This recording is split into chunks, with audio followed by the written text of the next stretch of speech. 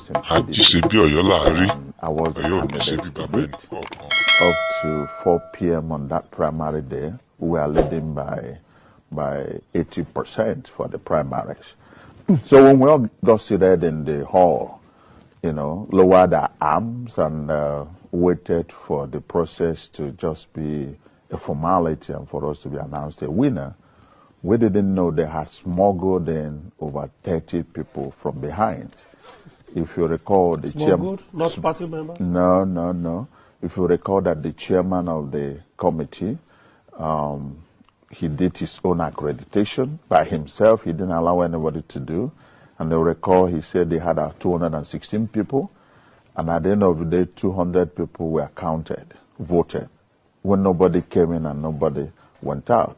So at the end of the day, the confession members that come to me, when I went back to PDP was that, look, there were 170 people seated in that hall.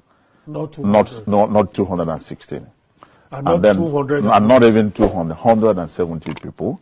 And then what happened was that the state managed a situation where some preferred members of the other side were given extra ballot paper because it was the chairman who was giving out the ballot paper himself. So they were given extra ballot papers to make the voting. And Peter Obi led those groups, and he voted himself with 3 ballot papers. 3 ballot papers. Mr. Peter Obi. The same Mr. Peter Obi voted with 3 ballot papers. And other people they nominated for that purpose. So they padded about 30 extra votes. And at the end of the day, they could only win with 4 votes. And one question I asked them, if you recall, was that you accredited 216 delegates. Those who are Àjíṣebí Ọ̀yọ́ láàrí, Ọ̀yọ́ ò ní